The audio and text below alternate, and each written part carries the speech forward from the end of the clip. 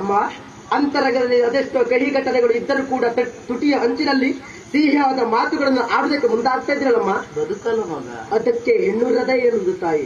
ಆದ್ರೆ ಏನು ಮಾಡೋಣಮ್ಮ, ಯಾವ ಬಾಯಲ್ಲಿ ಹೇಳುದು ತಾಯಿ? ನಾಟಕ ಸಾಕಮ್ಮ.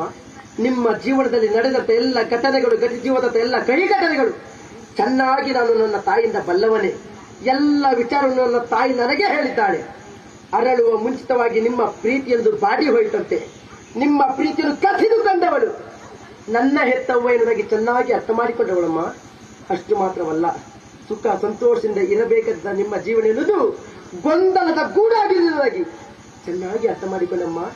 ಅದಕ್ಕಾಗಿ ಒಂದೇ ಒಂದು ಮಾಡಿದ ತಪ್ಪಿಗಾಗಿ ಪ್ರತಿ ದಿನ ಪ್ರತಿ ಕ್ಷಣ ಗೆಳತಿಯಲ್ಲಿ ಕ್ಷಮೆ ಯಾಚಿಸಬೇಕಾಗಿ ಕೊರಗುತ್ತಾ ಇದ್ದವಳು ನನ್ನ ತಾಯಿ. ಹೇಗೆ ನಾನು ಕ್ಷಮೆ ಯಾಚಿಸಿದ್ದೀನಿ? ಹೇಗೆ ನಾನು ಅವಳಿಗೆ ಮುಖ ತೋರಿಸಲಿಲ್ಲದಾಗಿ ವಿಲವಿಲನೆ ಒದ್ದಾಡುತ್ತಾ ಇದ್ದವಳು ನನ್ನ ಅಮ್ಮ ವಂದನ.